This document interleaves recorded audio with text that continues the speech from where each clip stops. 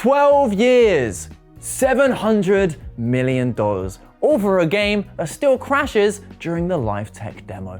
I'm of course talking about Star Citizen. Now, I need to tread carefully here because lots of people are very invested in this game, emotionally, but mostly financially. And I can see why people got excited for some super sophisticated space sim MMO, and you'd get a free pass years ago, maybe, when the game was a simple, over-ambitious promise from a man famous for getting carried away and not being able to finish projects. And shocker, history has repeated itself, and people are still throwing thousands of dollars at it. So let's actually add some perspective to these numbers, because I think it's important to realize just how long people have been on this wild ride. So let's go back to the humble days of 2012. You're taking a browse on your iPhone 4, watching some funny videos on Vine. You're just waiting for a taxi after watching The Dark Knight Rises. It was pretty good, despite the fact everyone is now walking around doing Bane impressions. You should have respected my authority.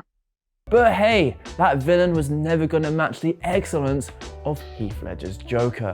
Man, his death still feels raw. And yeah, the 2008 financial crash was pretty rough, but we're getting back on track, baby. Politics is super boring. The US president, you know, Barack Obama, was out there recreating memes with gymnasts, while our Prime Minister, David Cameron, was leaving his kid in a pub. That's somebody I used to know, playing on the car radio. That's the hit song right now. God, that Gautier track is catchy. Can't wait to see what hits he comes up with next. You rock up to your friend's party, it's at her new flat. Can you believe she's paying $700 a month for this place? It's only got 2 bedrooms. A bunch of your mates are playing Gears of War 3 on the Xbox 360, and your friend shows off the PlayStation Vita she got for her birthday. You can barely hear her though, over the sounds of Skrillex bangaranging in the background. Then suddenly, her older brother turns down the music. Guys, there's something you all need to see.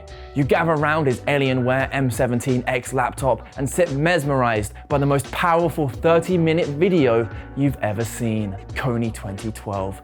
God, it's all so sad, you're almost happy that the world is meant to end at the end of the year. Once the conversations finally start picking back up and you've all ordered your Kony 2012 bracelets, your friend strikes up conversation. Yo, you're into MMOs, right? I know you're excited for the release of Guild Wars 2. Hell yeah I am, I reply, taking a sip of my vodka Mountain Dew Game Fuel mix. Well bro, you need to check out this Kickstarter. It's for a game called Star Citizen. It uses CryEngine. It's gonna be sick. And it's hard not to get excited, especially as the release date is only a couple of years away.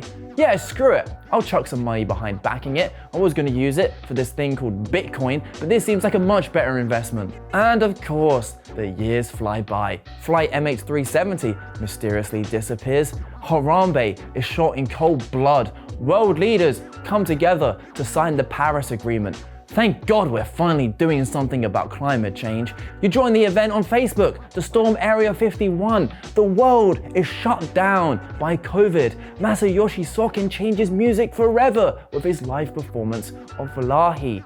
And suddenly, it's 2024. Conflict and death raid across the world. YouTube is a platform for flogging junk food where creators awkwardly halt videos to ask you to subscribe.